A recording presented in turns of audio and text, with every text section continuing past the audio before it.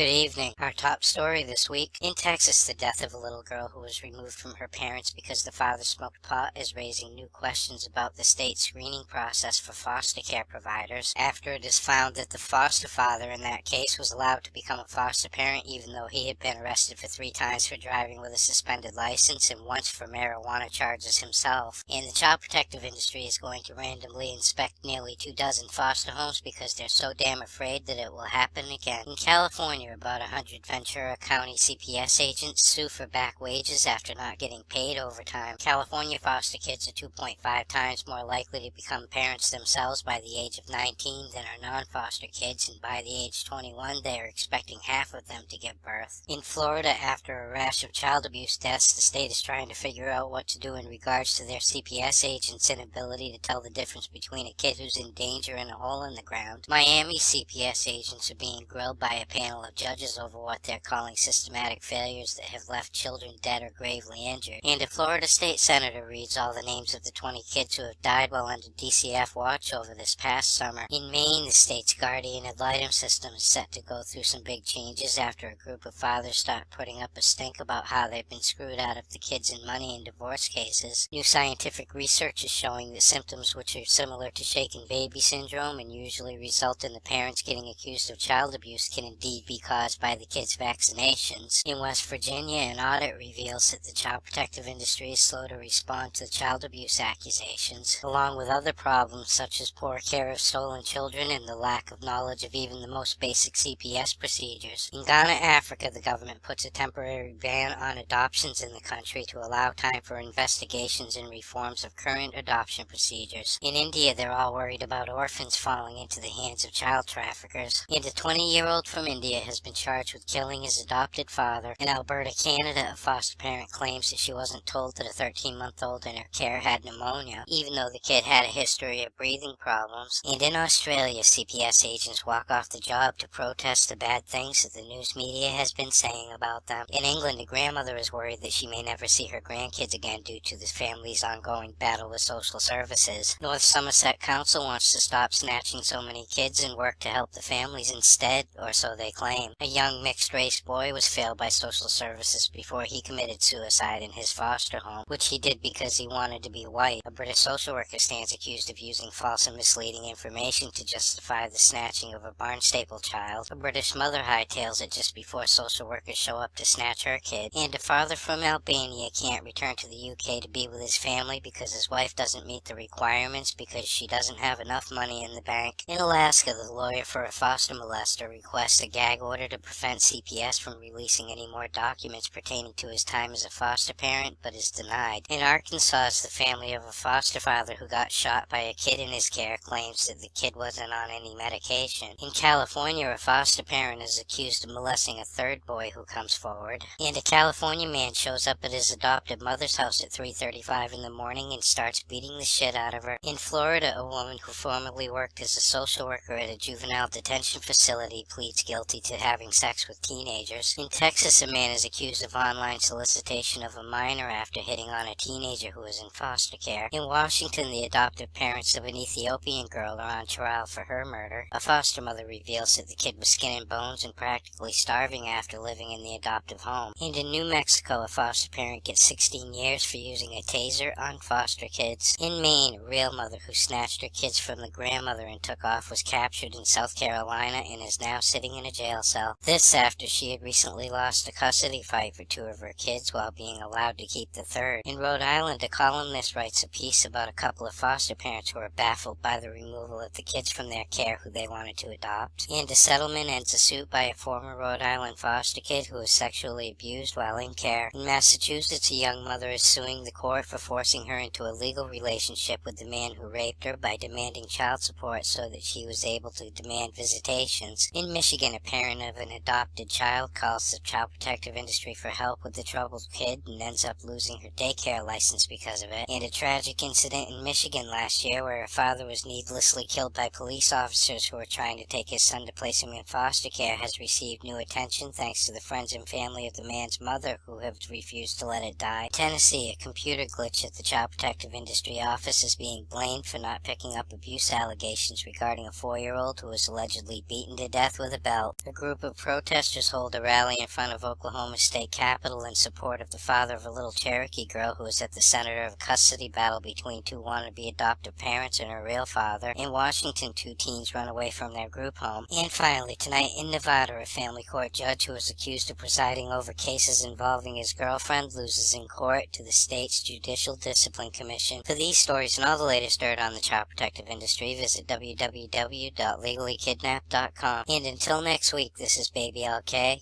over and out.